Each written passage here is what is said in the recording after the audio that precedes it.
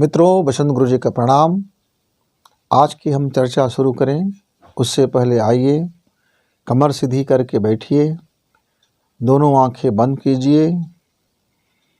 दोनों आँखों को बंद करके अपने अंतः स्थल को स्मरण करते हुए आकाश का ध्यान करें और दोनों सांसों से, दोनों नाकों से एक धीमी धीमी और गहरी सांस भरें और अंतः कुंभक न करते हुए धीरे धीरे फिर हम सांसों को बाहर कर दें। पूरी पेट पिचक जाए, यानी सांस पूरी तरह से खाली। अब आप गायत्री महामंत्र को ध्यान करते हुए उसकी नाद स्वर में मंत्र को उच्चारण करें।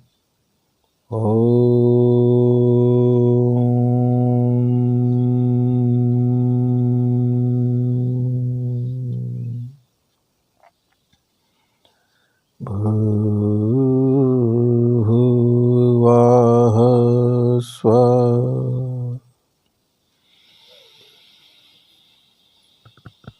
सांस भरते हुए तत्सवितुर्वरेण्यम्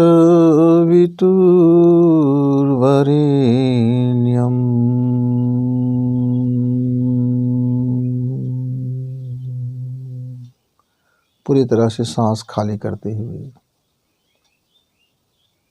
भर्गो देवस्य धीमहि। पुनः सांस भरिए अंतः कुंभक में।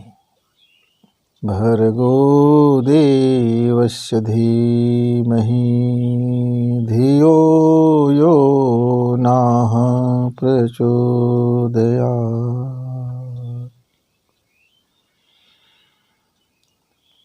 मित्रों, यदि सचमुच अपना जीवन बदलना चाहते हैं, बदलाव लाना चाहते हैं, तो जो भर्गो देवस्य धीमहि, ये जो भर्ग है मेरा अंतः स्थल है, मेरा गर्भ है, मेरा हृदय है, मेरी कुंडलिनियाँ हैं, मेरी नाभि है, यानी मेरा वह अंतर का स्थल जहाँ मेरी रूह है, जो मेरी आत्मा है, जो मैं सूक्ष्म जगत है, जो मैं मेरा अंदर का जो ऊर्जा है, एनर्जी है, जिसका स्वरूप ना कभी नष्ट हो सकता है और ना कभी उसको कोई कुछ भी कर सकता है।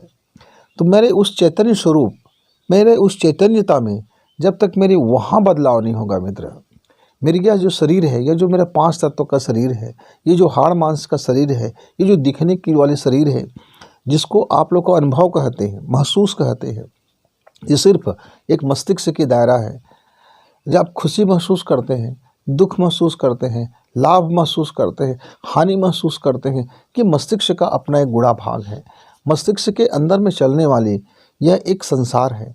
इसको प्रभावित करने वाला जो मेरा मन है, उस मन के भीतर में जो भर्ग है, भर्गो देवस्य धीमहि, यदि मैं उस भर्ग में अपने देवता का आवाहन करूं, अपने उस महान सत्ता का आवाहन करूं, वह देवी वरदान को मैं महसूस करूं, वह देवत्व से मैं यदि अपने आप को भर लूं, तो निश्चित तौर से मेरा जीवन बदल सकता है मित्रों।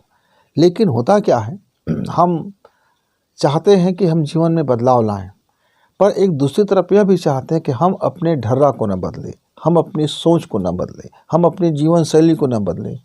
हम सिर्फ अपने लाभ के बारे में सोचते हैं, सिर्फ अपने लाभ के बारे में, वहाँ तक भी ठीक है, लेकिन दूसरे को हानि करके खुद के लाभ के बारे में सोचना, फिर हम वहाँ गलत हो जाते हैं। यदि आप बिना कूटनीति के, बिना राजनीति के और बिना अंदर में कोई द्वेष के, कोई बिना जलन के या बिना किसी को हानि पहुंचाए, आप सिर्फ अपने लाभ सोचते हैं, अपनी खुशी सोचते हैं, अपने बाबत सोचते हैं, तब उतना हानिकारक नहीं है। लेकिन अक्सर होता दूसरा है कि मेरा लाभ हो, पर दूसरे का हानि होकर के यदि मेरा लाभ होता है तो मुझे ज़्यादा खुशी मिलता है। तब मैं यहाँ मुझे ज़्यादा दुख मिलेगा, क्योंकि मैं दूसरे के हानि के बारे में ज़्यादा सोच रहा हूँ, मैं अपने लाभ के बारे में कम सोच रहा हूँ। तो जब मैं ज़्यादा हानि के बारे में सोच रहा हूँ, तो यह थॉट या जो सोच है वो मेरी ज़िंदगी में वह नुकसान पहुँचाता है मित्रों। तो यदि आपको लगता है कि सच में आपको बदलाव की ज़रूरत है, तो फिर यह वीडियो आपके लिए है। लेकिन आप बाहरी बदलना चाहते हैं, तलहटी को बदलना चाहते हैं, ऊपरी हिस्सा को बदलना चाहते हैं, अंदर में आप चाहते हैं कि पूरा फल है जो अंदर से कीड़ा लगा हुआ है और बाहर से पका हुआ और शानदार फल दिखे, तो ये विद्या मेरे पास हासिल नहीं है। पर हाँ, यदि आप स्वयं को भीतर को बेस्ट करते हो, तो स्वाभाविक रूप से बाहर भी आपका अच्छा होता हुआ चला जाएगा। तो इसके 3 फार्मूला हैं। पहला है कि जो सत्य है उसे स्वीकारना सीखें और तत्व दृष्टि से देखें, सम्यक बोध से देखें, अलग होकर के देखें। किसी भी परिस्थिति को, या जो आपका बिजनेस है, जो काम है, जो धंधा है, या जो आपका परिवार है, या मनुष्य है जो आपका परिवार नहीं है, जो साधारण जीव जगत है, या जो जहाँ से हम और आप सब मिलकर के एक संसार बनाते हैं। केवल मनुष्य बस इस संसार में नहीं है, इस संसार में मनुष्य के अलावा बहुत से जीव जगत है। ये पूरी जगत मिल कर के हम बनते हैं, हमारा परिवार बनता है। मेरा परिवार सिर्फ मेरे बच्चे और मेरे माता पिता नहीं होते, मेरे परिवार में वो सब जीव जगत आते हैं, वनस्पतियाँ आते हैं। तमाम चीज़ों के बारे में यदि हम सब की सामूहिक यदि हम भला सोचते हैं, क्योंकि जब ये वातावरण में भला होगा, ये जब एक इकोसिस्टम में जब भला होगा, कल्याण होगा, तो उसके अंदर मैं हूँ, तो मेरा भी भला होगा। तो सबसे पहले अपनी सोच में यह व्यापकता लाना होगा कि अपने इकोसिस्टम के बारे में सोचिए। मेरा परिवार माने मेरा पूरा इकोसिस्टम, मेरा यह जो पर्यावरण, या जो मेरा वनस्पति जगत, या जो मेरा जीव जगत, और यह जो मेरा अंतरिक्ष जगत, ये जो मेरी ब्रह्मांड की जगत, इसका मैं एक घटक हूँ।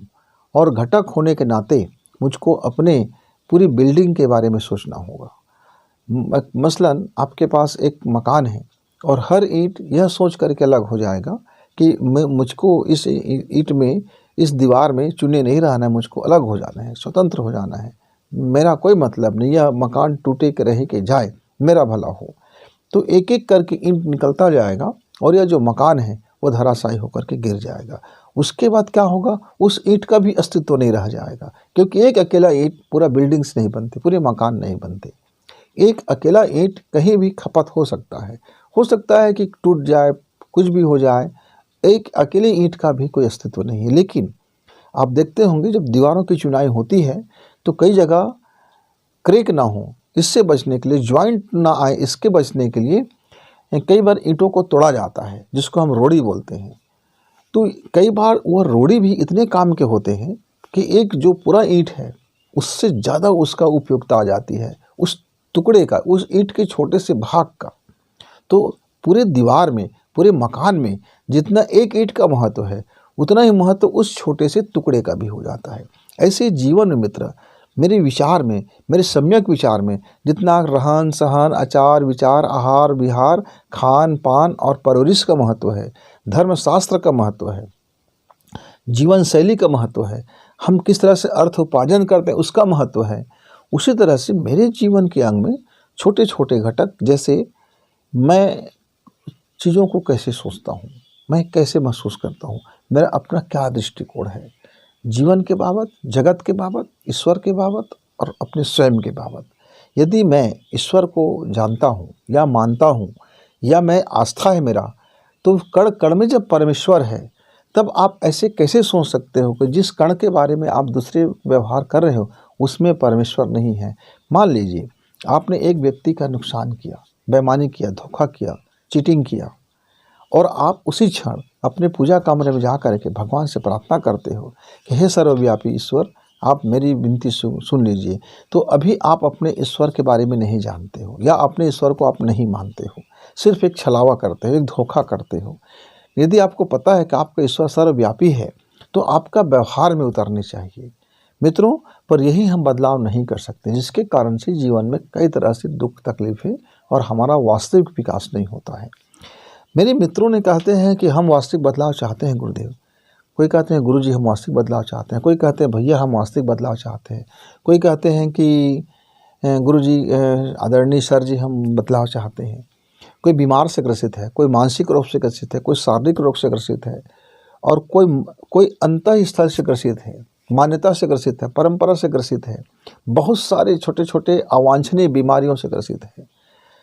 तो इसका सबका एक समाधान, क्या समाधान है कि सबसे पहले आप अपने सांसों के विज्ञान को समझते हुए सुबह सुबह 45 मिनट यदि आप अपनी दोनों नाक से सांस लेते हैं और छोड़ते हैं, सांस लेते हैं और छोड़ते हैं, और लेते और छोड़ते समय यदि हम गायत्री मंत्र को अवधारणा करते हैं और मन में एक चीज़ सोचते हैं, यह आकाश मैं ही हूँ और मैं आकाश हूँ और आकाश मेरे अंदर है और मैं आकाश के अंदर हूँ और मैं आकाश हूँ, यानी आकाश ही हूँ मैं और आकाश में कोई फर्क नहीं।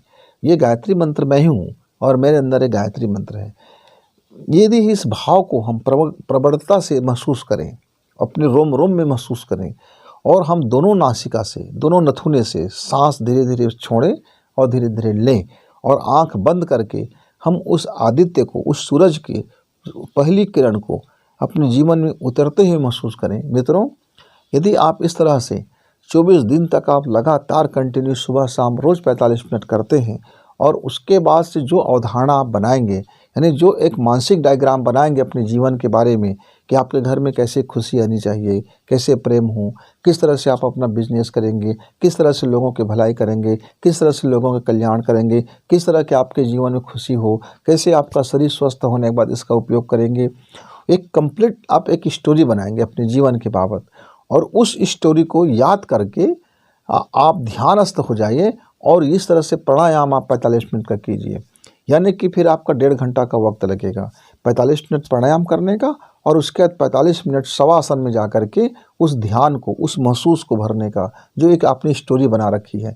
पर ध्यान रखना, ये स्टोरी आपके जीवन में प्रकट होगा, फिर उसमें आप बदलाव करना चाहोगे तब आपको वो फिर आप बीच बीच में बदलाव नहीं कर सकते। लगातार कुछ समय तक आप उस स्टोरी को स्मरण करो और उस स्टोरी पर काम करो। जैसे जैसे आप काम करते चले जाएंगे और उसको महसूस से भरेंगे, एक यकीन से भरेंगे, आप देखना मित्र, आपके जीवन में वास्तविक बदलाव हो चुका रहेगा। पर पहले स्वयं से बदलना होता है। हमारी गलतियां ये होते हैं कि हम चाहते हैं कि पहला हमें दूसरा कोई बदल जाए, मेरा पड़ोसी बदल जाए, मेरा भाग्य बदल जाए, मेरा फल बदल जाए। मैं अपना कर्म नहीं बदलना चाहता, मैं अपना दृष्टिकोण नहीं बदलना चाहता, मैं अपने आप को नहीं बदलना चाहता, तो फिर ये बदलाव नहीं होगा। कई मित्र बोलते हैं मुझे फलाना बीमारी है। ठीक है, बीमारी शरीर का है, मन के अंदर गहरी बैठी हुई है। तो जैसे जैसे आपका मन, आपके अंदर का ऑक्सीजन लेवल बढ़ेगा, कोश कोशिकाएं तंदुरुस्त होगा, तो बहुत सारी बीमारियां तो आपके आचार विचार और आहार से ख़त्म हो जाते हैं। रह गई कुछ आपका अंदरूनी हिस्सा, ग्रंथियों की बीमारियां, तो ग्रंथि की बीमारी आपके इस प्राणायाम से भी मेंटेनेंस हो जाता है, संतुलन करने से। तो मित्रों, यदि आप चाहते हो तो आइए हम 1 मिनट का यह अभ्यास करते हैं। किस तरह से हमको बहुत से मित्र हमारे इस तरह से बंध लगाते हैं, लेकिन इसमें आपको पाँचों उंगलियों को एक दूसरे उंगलियों को 10 उंगलियों को इस तरह से फंसा लेना है, आपस में टच कर लेना है, बहुत ताकत नहीं लगानी है। और आप इस तरह से करके, या फिर आप इस मुद्रा में 2 में से 1 मुद्रा है, या तो आप अपनी हथेली को बायां हाथ आपका इस तरह से हो और दाहिना हाथ का हथेली ऊपर हो, अंगूठा ऊपर की ओर हो, हृदय के पास हो, और आप दोनों नासिका से सांस भरना शुरू करें और अंदर ही अंदर आप ओम का नाद करते हुए चले जाएं या गायत्री मंत्र बोलते जाएं।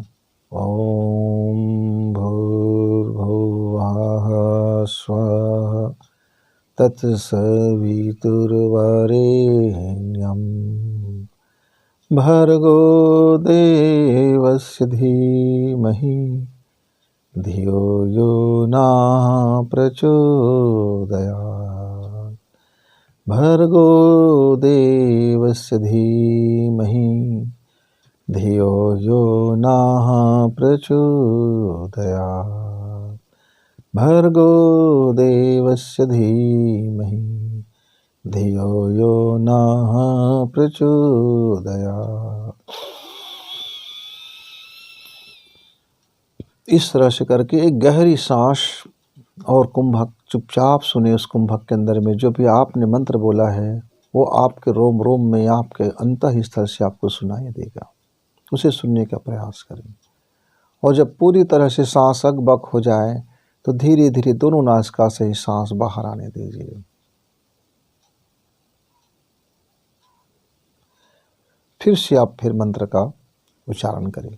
इसमें आपने देखे होंगे कि मैंने पहले बार में ओम भूर्भुवः स्वः तत्सवितुर्वरेण्यं भर्गो देवस्य धीमहि धियो यो न प्रचोदयात् बोला। उसके बाद 3 बार भर्गो देवस्य धीमहि धियो यो न प्रचोदयात्। तो इस तरह से आपको इसी ढंग से आपको मंत्र को बोलते हुए ये एक मुद्रा है और ये सांस लेने की गति तरीका है। मित्रों, आप निश्चित कर लीजिए कि किस टाइम में आपको करना है। सुबह आप टाइम टेबल फिक्स कर लीजिए और रात को फिक्स कर लीजिए एक विशेष समय पर, यानी उसमें आप 5-10 मिनट का आगे पीछे कर सकते हैं, बहुत इमरजेंसी आ गया तो। नहीं तो आप यदि उस टाइम पर बैठ जाते हैं, जैसे मान लीजिए किसी मेरे मित्र 6 बजे बैठना चाहते हैं तो 6 बजे करें, कोई मेरा मित्र 10 बजे जागते हैं और वो 11 बजे करना चाहते हैं तो 11 बजे करें, कोई मेरे मित्र 12 बजे दिन के दोपहर में वो जागते हैं तो 12 बजे उसके लिए सुबह है, वो 12 बजे करें। यानी आप टाइम फिक्स कर लो कि मुझे सुबह, यानी सुबह जागने के बाद, मैं सुबह जब कहता हूँ इसका मतलब है आपकी नींद खुल गई, आप जाग गए, आपने शौच इत्यादि कर्म से अब निवृत्त हो गए, अब आपके शरीर की साफ सफाई हो गया, मल का त्याग हो गया, उस समय आपकी सुबह, उस समय आप 45 मिनट, और उसके बाद फिर रात्रि को सोने से पहले 45 मिनट, ये 2 टाइम यदि फिक्स कर लेते हैं तो जिस टाइम पर आप फिक्स करेंगे आपका जो शरीर का तत्व है उस समय जो भी तत्व होगा वो अपने को बदलाव करेगा और 45 मिनट के आते आते तक वो आपका तत्व आकाश तत्व में शामिल हो जाएगा। और जैसे से आपकी सांसें की लंबाई बढ़ेगी, गहराई बढ़ेगी और उसकी जो गति मध्यम पड़ेगी, धीमे धीमे आप जब सांस को लेना और छोड़ना शुरू करेंगे, सांसों की लंबाई आपकी इतनी न्यून हो जाएगा छोड़ने का कि आपकी नासिका से 1 इंच आधा इंच तक की वो सांस छोड़ने की लंबाई घट जाएगा, लेने की लंबाई बढ़ते चले जाएंगे और छोड़ने की लंबाई घटता हुआ चला जाएगा। जैसे जैसे आपके सांस की लंबाई, लेने की लंबाई, खींचने की लंबाई, अंतः कुंभक करने की लंबाई बढ़ता जाएगा, गहराई बढ़ता जाएगा और आपकी बाहर जो त्याग करते हैं सांसें, उसकी जो लंबाई हो घटता जाएगा। जैसे जैसे वो घटेगा आपके इस नथुने तक उसके एरिया आ जाएगा तो आप सिद्ध हो जाएंगे। आपके अंदर में जो कल्पना करोगे, जो कल्पना से महसूस से भरोगे, वो आपके जीवन में वो अवतरित होगा, वो प्रकाशित हो जाएगा, वो आपके जीवन में ठीक वैसे ही बन जाएगा जैसा आप उसको महसूस और कल्पना करोगे। मित्रों, तो जब तक आप अपने जीवन को रियल में चेंज करना चाहते हैं तो यह एक प्रयोग है जिसको हम आकाश साधना बोलते हैं, आकाश की सिद्धि बोलते हैं। और यह आकाश की सिद्धि सांसों के से माध्यम से होता है और सिंपल ही है, आसान है। और जब आप, जैसे आपको लगा कि नहीं मैंने 1 हफ्ता कर लिया, मुझे अब नहीं करना है, तो कोई बात नहीं, बंद कर दीजिए, इससे आपको कोई नुकसान होने वाला नहीं है, सिर्फ इससे लाभ होता है, इससे नुकसान होता ही नहीं है।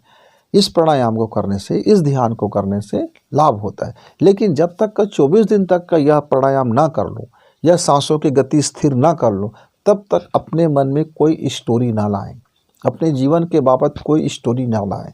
24 दिन तक सिर्फ आप अपने कर्म को, अपने जीवन को, अपने सोच को, अपने विचार को, अपने दृष्टिकोण को शून्य में रखो।